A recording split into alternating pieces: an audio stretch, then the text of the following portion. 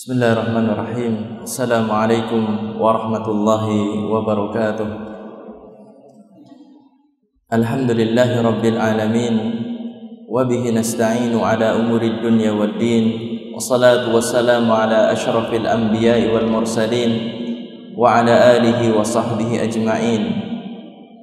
Ya ayyuhalladzina amanu taqullaha haqqa tuqatihi wa la tamutunna illa wa antum muslimun. Amma ba'du fa inna asdaqal hadithi kitabullah wa khairal hadi hadi Muhammadin sallallahu alaihi wasallam wa syarrul umuri muhdatsatuha wa kullu bid'atin dhalalah. Kaum muslimin dan muslimah, hadirin, para pemirsa, demikian juga para pendengar Radio Insani dimanapun Anda berada, semoga Allah Subhanahu wa ta'ala senantiasa mencurahkan kebaikan-kebaikannya kepada kita.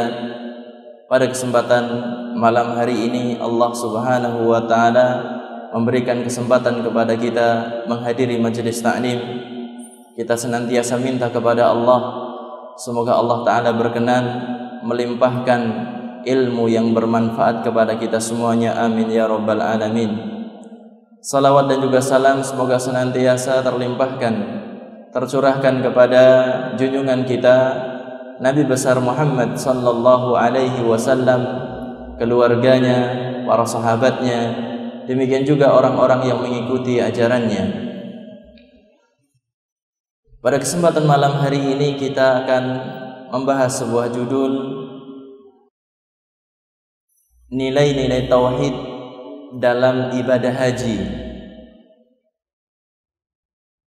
Hadirin sekalian, para pemirsa, demikian juga para pendengar yang dirahmati oleh Allah.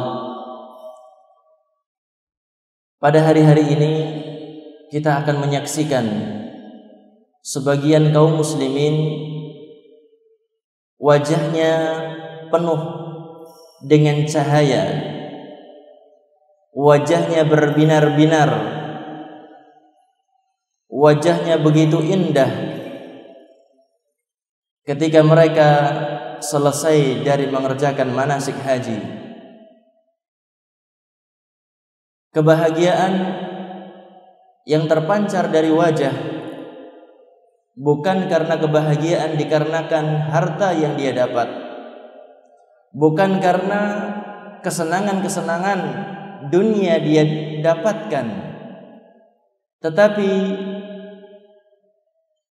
pancaran kebahagiaan dikarenakan karunia Allah Subhanahu wa ta'ala.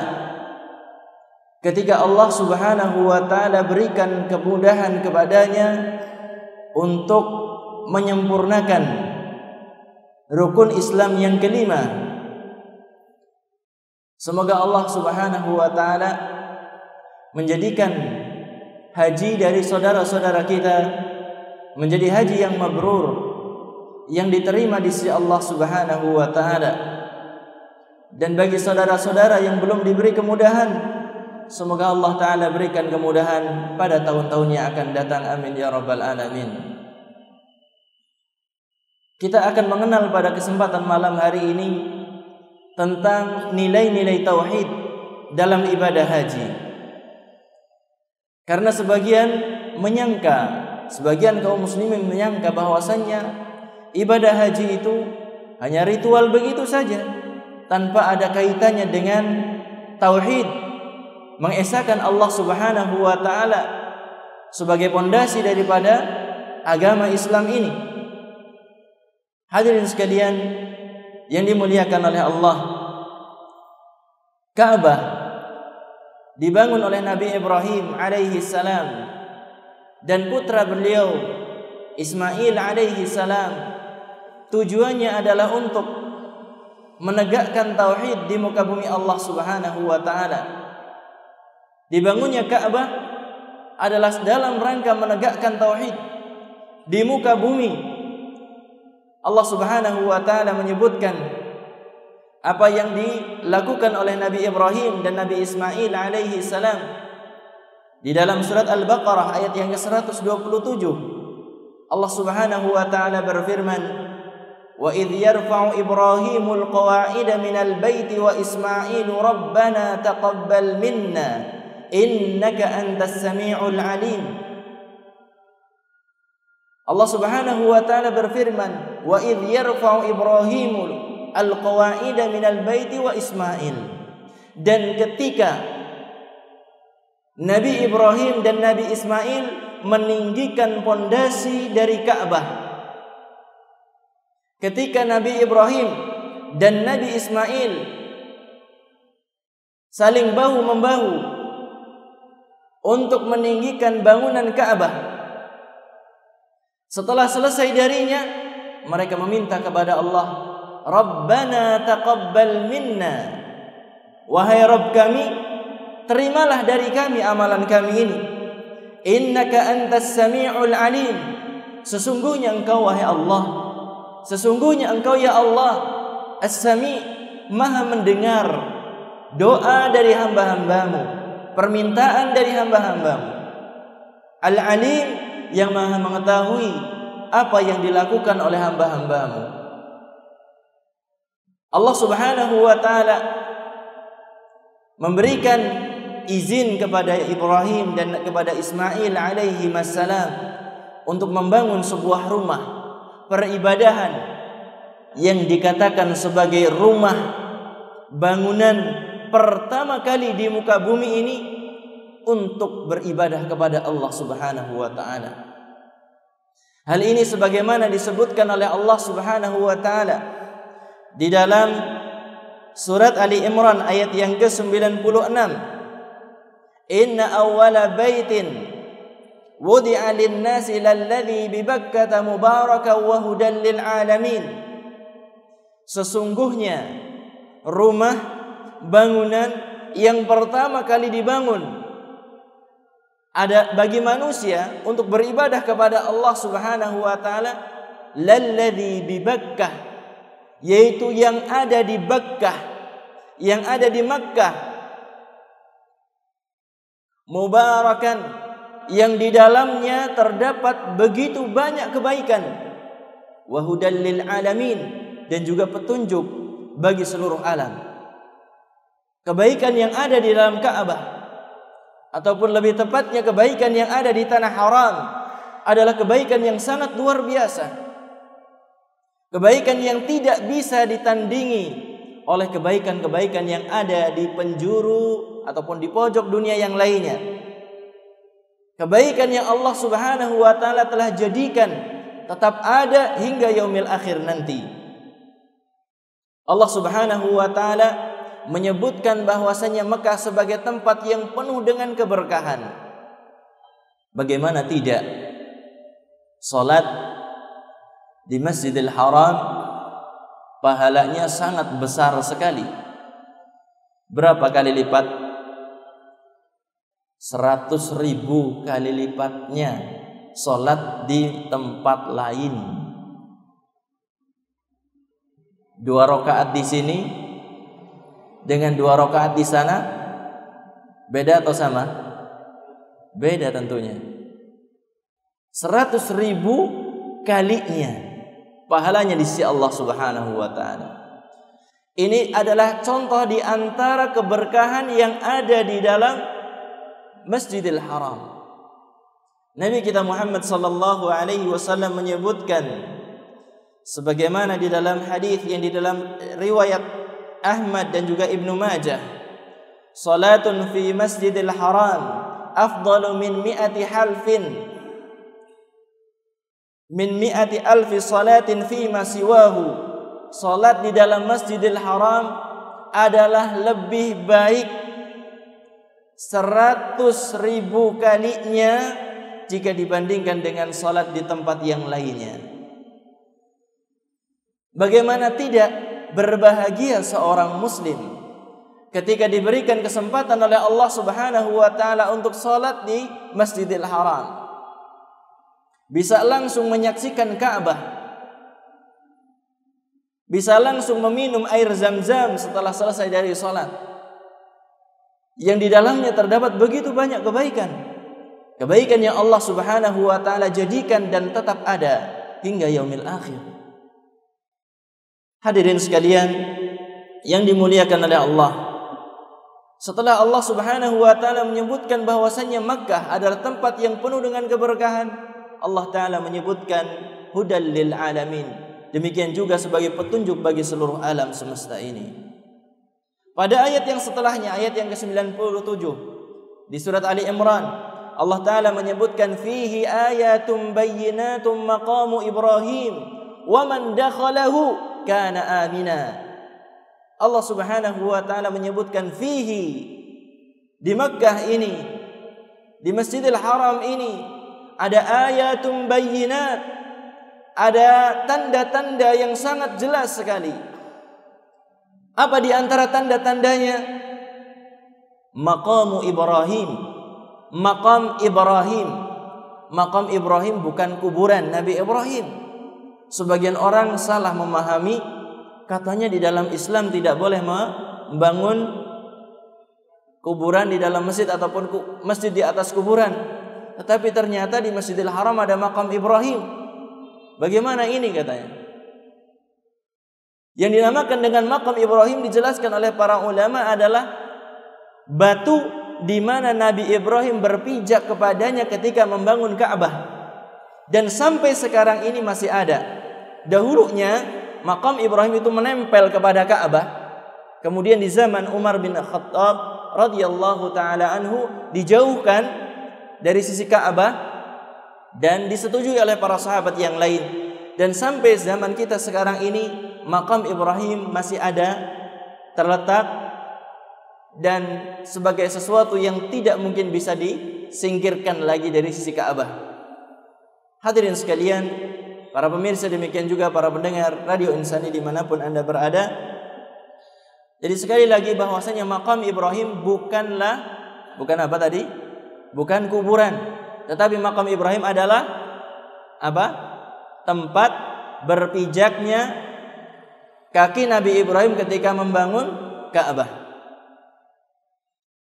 Di dalamnya terdapat tanda yang sangat jelas, yaitu apa? Makam Ibrahim. Wa man dakhalahu kana amina, dan barang siapa yang masuk ke dalam Masjidil Haram, dia akan mendapatkan keamanan yang sangat luar biasa. Mendapatkan keamanan dari Allah Subhanahu wa taala yang luar biasa.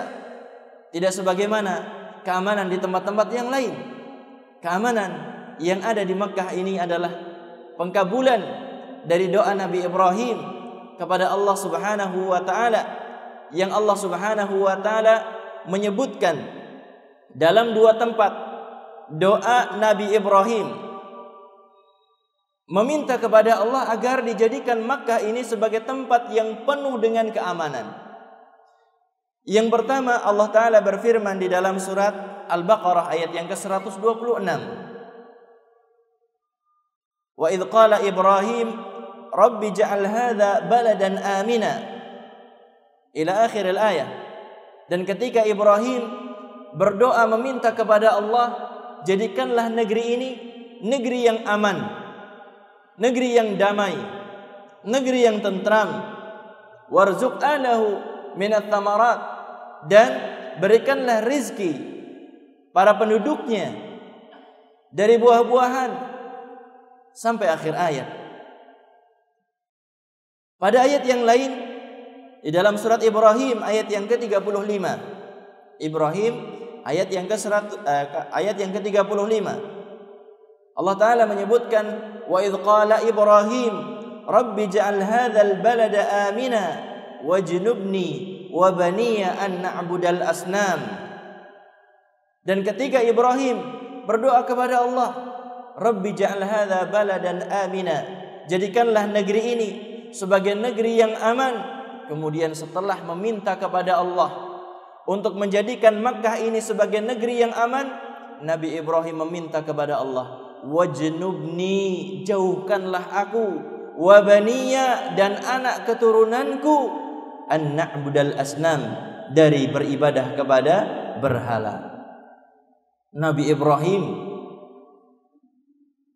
sebagai Khalilur Rahman, kekasih Allah Subhanahu wa taala, masih takut terjerumus ke dalam syirik. Dan ini merupakan bukti nyata bahwasannya semakin tinggi tauhid seorang hamba, itu semakin takut terjerumus ke dalam kesyirikan. Bukan kebalikannya, semakin rajin ngaji, semakin faham terhadap tauhid, semakin santai. Tidak. Sebagaimana Nabi Ibrahim semakin tinggi keimanannya, beliau semakin takut juga terjerumus ke dalam kesyirikan. Demikian juga Nabi Muhammad sallallahu alaihi wasallam. Beliau mengajarkan kepada kita doa-doa agar tidak terjerumus ke dalam kesyirikan. Hadirin sekalian yang dimuliakan oleh Allah, di antara contoh nyata bahwasannya Makkah adalah negeri yang aman, negeri yang damai, adalah ketika Allah Subhanahu wa taala menyelamatkan Ka'bah dari serangan siapa? Abraha. Diselamatkan oleh Allah Subhanahu wa taala. Apa yang dikatakan oleh kakek Nabi Muhammad sallallahu alaihi wasallam ketika mau diserang, ketika mau diserbu oleh Abraha? Apa yang dikatakan? Pengajiannya sudah kan di sini? Apa yang dia katakan? Aku hanya pemilik unta saja. Ka'bah ini ada yang memiliki, Allah yang akan menjaganya. Seperti itu ya, dikatakan seperti itu. Hadirin sekalian yang dimuliakan oleh Allah, inilah jaminan keamanan yang Allah Subhanahu wa taala berikan ke kota Makkah, dan tidak ada satu tempat di dunia ini yang memiliki keamanan sebagaimana keamanan yang ada di dalam kota Makkah. Secanggih apapun sebuah kota, sehebat apapun kemajuan di satu negeri, tidak akan sanggup menandingi keamanan yang ada di kota Makkah. Kenapa sebabnya? Yang menjamin adalah Allah Subhanahu wa taala. Kalau di kota lain, kalau di negeri lain, yang memberikan jaminan keamanan itu siapa? Manusia. Manusia itu lemah. Sementara Allah Subhanahu wa taala adalah Maha Kuat. Kekokohan Ka'bah tidak tergerus oleh pergantian zaman. Generasi demi generasi saling mewariskan untuk menjaga Ka'bah ini. Telah terjadi renovasi beberapa kali Ka'bah, dan yang terakhir adalah yang dilakukan oleh orang-orang Quraisy di zaman Nabi sallallahu alaihi wasallam, yang hingga zaman kita sekarang ini masih tetap tegar, masih tetap tegak. Ini menunjukkan bahwasanya Allah Subhanahu wa taala menjadikan Ka'bah ini sebagai tempat yang istimewa dengan penjagaan Allah Subhanahu wa taala. Ada yang lebih menakjubkan lagi. Apa yang lebih menakjubkan dari Ka'bah ini? Kecintaan kaum muslimin kepada Ka'bah itu tidak akan sirna walaupun zaman itu senantiasa berganti. Iya atau tidak? Setiap muslim yang telah mengatakan asyhadu an la ilaha illallah memiliki kecintaan yang luar biasa kepada Ka'bah ini. Yang telah mengatakan kalimat syahadatain memiliki kecintaan yang tidak akan sirna terhadap Ka'bah ini. Kecintaannya bukan kepada zatnya, tetapi apa? Kecintaan karena Allah Ta'ala mengagungkan, memuliakan tempat ini. Karena Nabi Shallallahu Alaihi Wasallam memuliakan tempat ini, sehingga seorang Muslim mengikuti kepada Allah. Allah mencintai tempat ini, Rasulullah mencintai tempat ini, maka kita sebagai seorang Muslim adalah mencintai tempat ini. Hadirin sekalian yang dimuliakan oleh Allah, sampai zaman kita sekarang ini kita akan bisa menyaksikan orang-orang itu begitu mencintai kepada Ka'bah, cinta yang sangat luar biasa. Bukti nyatanya, banyak orang yang punya harta pas-pasan, dalam artian apa? Ketika dia bisa berangkat haji, dia tidak punya apa-apa di rumah ya. Dia korbankan untuk bisa melaksanakan ibadah haji. Yaitu apa? Bertawaf di sekeliling Ka'bah. Ini adalah kecintaan yang sangat luar biasa. Tinggal di rumahnya tidak ada apa-apa lagi, dia korbankan semuanya untuk berangkat haji. Banyak gak yang kita dapati semacam ini? Banyak kita dapati semacam ini. Orang yang sudah sangat tua sekali, 80 tahun, 85 tahun, ada yang 90 tahun, baru diberi kemudahan oleh Allah untuk berangkat haji, dia akan berusaha semaksimal mungkin memenuhi panggilan Allah Subhanahu wa taala.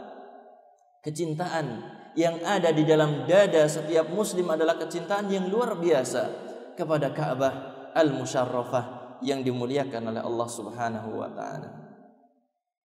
Kemudian Allah Subhanahu wa taala mengutus Nabi kita Muhammad sallallahu alaihi wasallam setelah sepeninggal Nabi Ibrahim dalam jangka yang sangat lama.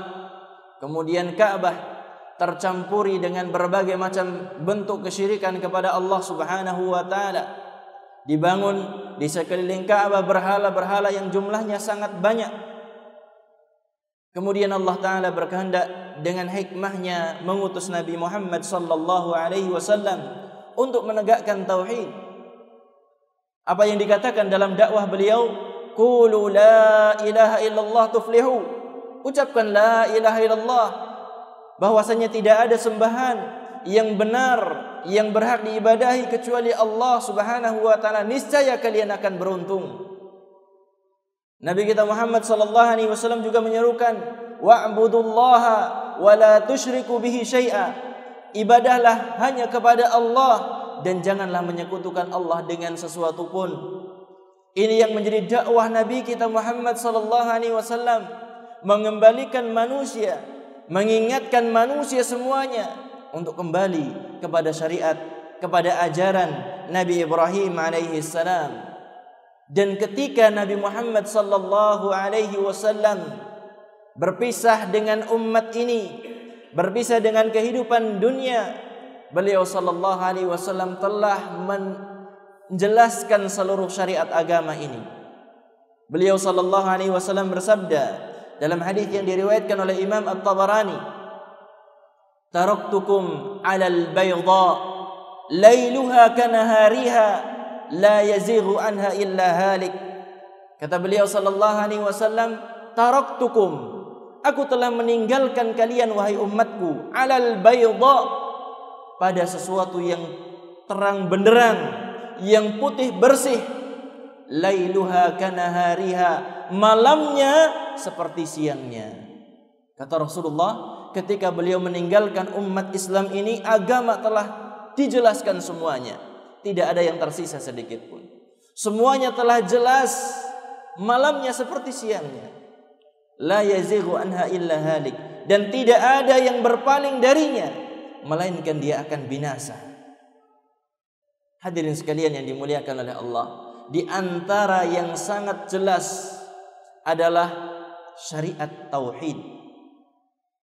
Tentang tauhid ini Nabi Muhammad sallallahu alaihi wasallam mendakwahkan dengan sejelas-jelasnya, segamblang-gamblangnya penjelasan tentang tauhid ini.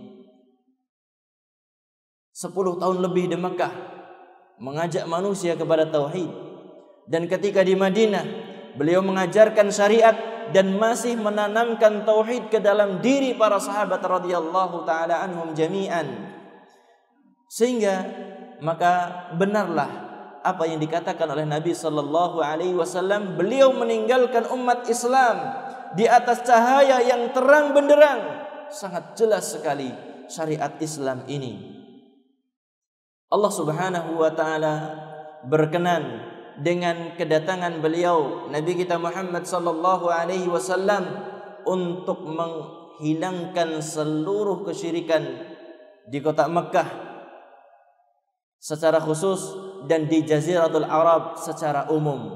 Allah Subhanahu wa taala berfirman di dalam surat Al-Isra ayat yang ke-81, "Qul wa qul ja'al haqq wa zahaqal batil innal batila kana zahuqa." Wa qul, dan katakanlah, perintah dari Allah, katakanlah kepada mereka semuanya, perintah dari Allah kepada Nabi Muhammad, katakanlah kepada orang-orang musyrik, ja'al haqq, telah datang kebenaran, telah datang agama Islam, wa zahaqal batil, dan akan sirna kebatilan, kesyirikan, kekufuran kepada Allah akan sirna. Innal batila kana zahuqa. Sesungguhnya kebatilan itu benar-benar akan sirna dari kota Makkah secara khusus dan dari Jaziratul Arab secara umum. Hadirin sekalian yang dimuliakan oleh Allah, inilah perjalanan Ka'bah sejak dibangunnya dari zaman Nabi Ibrahim alaihi salam, kemudian sampai zaman Nabi Muhammad sallallahu alaihi wasallam secara ringkas. Kemudian kita akan menjelaskan di sini beberapa pelajaran berharga dari ibadah haji, yaitu nilai-nilai tauhid dari ibadah haji. Makna tauhid akan sangat jelas sekali dari ibadah haji ketika kita membaca firman Allah Subhanahu wa taala di dalam surat At-Taubah ayat yang ke-28. Di dalam surat At-Taubah ayat yang ke-28 Allah Subhanahu wa taala berfirman, "Ya ayyuhalladzina amanu innamal musyrikuuna najasun fala yaqrabul masjidal harama ba'da 'amihim hadza." Allah taala berfirman memanggil orang-orang yang beriman. Ya ayyuhalladzina amanu, wahai orang-orang yang beriman, innamal musyrikuuna najasun. Sesungguhnya orang-orang musyrik itu adalah najis. Fala yaqrabul masjidal haram ba'da 'amihim hadza. Janganlah beri kesempatan kepada mereka untuk mendekati Masjidil Haram setelah tahun ini. Tahun berapa itu? Tahun 9 Hijriyah. Halangi mereka orang-orang musyrik ketika hendak mendekati Masjidil Haram ini. Larang, cegah mereka dari mendekati masjid ini. Kenapa? Karena masjid ini adalah khusus bagi siapa? Bagi ahli tauhid, bagi orang-orang yang akidahnya lurus kepada Allah Subhanahu wa taala. Adapun orang musyrik, maka jauhkan mereka semuanya dari memakmurkan, dari mendekati masjid ini. Ini yang diumumkan oleh Allah Subhanahu wa taala, yang diperintahkan oleh Allah untuk disampaikan kepada seluruh manusia. Tidak diperkenankan orang musyrik untuk ikut serta memakmurkan Masjidil Haram. Ini pelajaran yang sangat jelas sekali. Kemudian yang kedua, Nabi kita Muhammad sallallahu alaihi wasallam pada tahun 9 Hijriyah, beliau sallallahu alaihi wasallam mengutus utusan untuk mengumumkan kepada manusia semuanya. Apa di antara yang diumumkan oleh Nabi Muhammad sallallahu alaihi wasallam adalah dua hal. Beliau sallallahu alaihi wasallam bersabda, "Alla yatufa bil baiti uryan wa alla yatufa ba'dal 'ami musyrik." Kata Rasulullah sallallahu alaihi wasallam, hendaklah tidak ada seorang yang bertawaf di sekeliling Ka'bah dalam keadaan telanjang. Apa ada orang tawaf di sekeliling Ka'bah dalam keadaan telanjang? Kapan itu terjadi? Ketika sebelumnya, pokoknya zaman jahiliyah. Sebelum itu semuanya mereka bertawaf di sekeliling Ka'bah dalam keadaan telanjang. Kenapa sebabnya mereka kok telanjang? Menghadap Allah kok tidak pakai baju sama sekali. Orang musyrik mereka lakukan ini. Ada yang tahu sebabnya? Kenapa? Kenapa sebabnya? Ada yang tahu? Mereka mengatakan bahwasannya pakaian yang mereka gunakan adalah pakaian yang telah bercampur dengan dosa. Mereka melakukan dosa ini dan itu. Kemudian apa? Mereka tidak mau menghadap Allah dengan pakaian yang telah terkena dosa, sehingga dilepas. Dan ini dilakukan oleh orang-orang jahiliyah, orang-orang musyrik jahiliyah. Mereka melakukan tawaf dalam keadaan telanjang, tidak mengenakan selembar kain pun. Rasulullah sallallahu alaihi wasallam pada tahun 9 Hijriyah beliau melarang, tidak boleh lagi ada orang tawaf dalam keadaan telanjang, dan tidak ada lagi orang musyrik ikut mengerjakan tawaf setelah tahun ini, setelah tahun 9 Hijriyah. Ini adalah pelajaran yang kedua. Rasulullah melarang orang musyrik melakukan tawaf di sekeliling Ka'bah. Kemudian faidah ataupun nilai tauhid dalam ibadah haji yang selanjutnya adalah dalam kalimat talbiyah. Kalimat talbiyah, bagaimana bunyinya?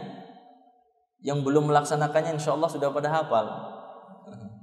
Karena sering berulang sekali dalam pendengaran kita. Labbaik Allahumma labbaik, labbaik la syarika laka labbaik, innal hamda wan ni'mata laka wal mulk la syarika lak. Itu kalimat talbiyah yang dikumandangkan oleh lisan-lisan jamaah haji yang jumlahnya sangat banyak dan berkumpul pada satu tempat yang tidak ada satu ritual ibadah di agama selain Islam yang lebih banyak jumlahnya daripada ritual yang dilakukan oleh jamaah haji. Lafadznya sama, talbiyah, dan berkumpul di tempat yang sama ketika sedang melakukan wukuf di Padang Arafah. Apa artinya labbaik Allahumma labbaik? Ya Allah, aku penuhi panggilanmu. Labbaik la syarika laka labbaik. Aku penuhi panggilanmu, tidak ada sekutu bagimu ya Allah. Selain Allah, selain Engkau, tidak ada yang berhak untuk diibadahi. Aku penuhi panggilanmu ya Allah. Innal hamda, sesungguhnya seluruh pujian itu, wan ni'mata, sesungguhnya nikmat itu, laka, hanya milikmu ya Allah. Sesungguhnya segala pujian yang keluar dari lisan-lisan manusia, hamba-hamba Allah, semuanya adalah milikmu ya Allah. Sesungguhnya nikmat yang dirasakan oleh manusia semuanya juga adalah milikmu ya Allah. Wal mulk, demikian juga kekuasaan adalah mutlak di tanganmu ya Allah.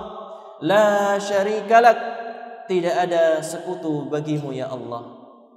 Selain Engkau adalah makhluk. Selain Engkau tidak berhak untuk disembah, tidak berhak untuk diibadahi. Ini adalah syiar tauhid yang keluar dari lisan orang-orang yang mengerjakan ibadah haji. Hadirin sekalian, para pemirsa, demikian juga para pendengar dimanapun Anda berada, kita lanjutkan yang setelahnya.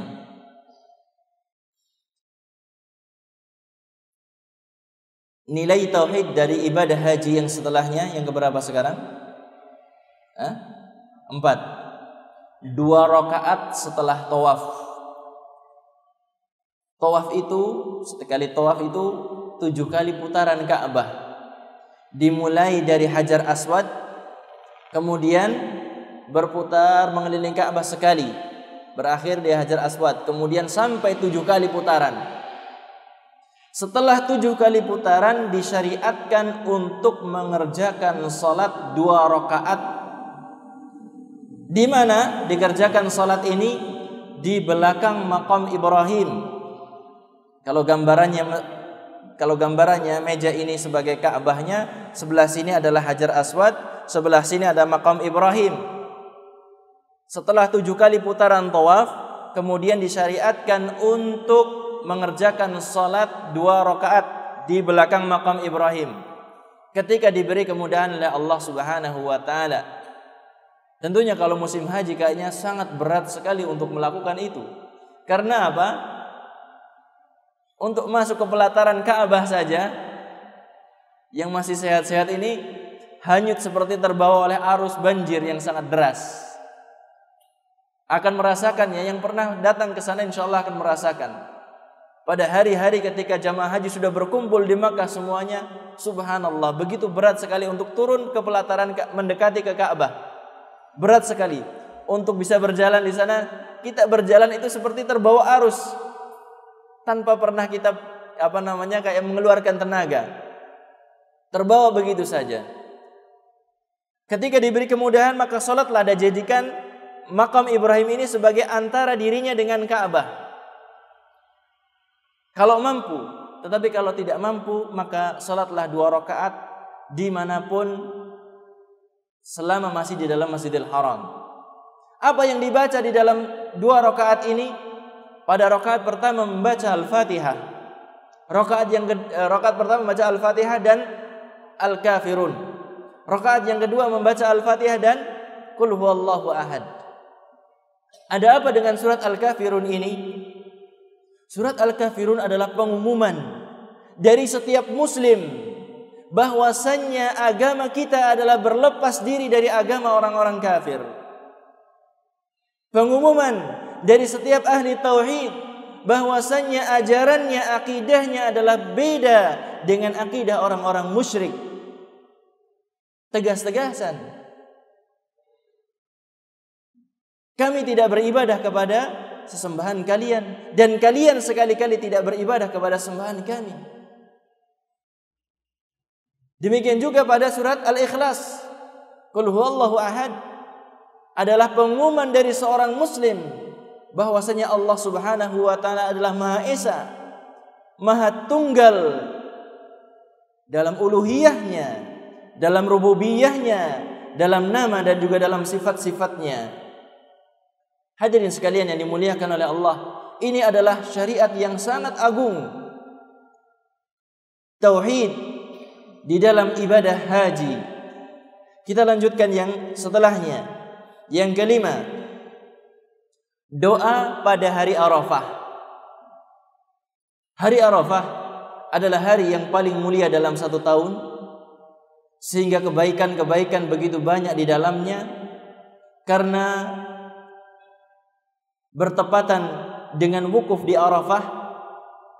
Kemudian Allah Subhanahu wa taala menjadikan Arafah ataupun wukuf di Arafah ini sebagai rukun terpenting dari ibadah haji.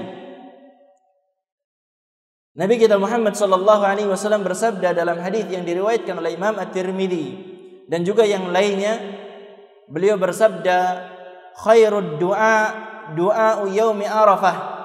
Sebaik-baik doa adalah doa pada hari Arafah. Sebaik-baik doa adalah doa pada hari Arafah. Wa khairu ma qultu ana wan nabiyyuna min qabli. Dan sebaik-baik yang aku ucapkan dan juga para nabi yang sebelumku. Jadi ucapan yang terbaik dari Nabi Muhammad sallallahu alaihi wasallam dan sebaik-baik ucapan para nabi sebelum Nabi Muhammad sallallahu alaihi wasallam adalah la ilaha illallah wahdahu la syarikalah lahul mulku wa lahul hamdu wa huwa ala kulli syai'in qadir. La ilaha illallah, sebaik-baik yang diucapkan oleh Nabi Muhammad dan juga para nabi sebelumnya adalah kalimat la ilaha illallah, kalimatut tauhid.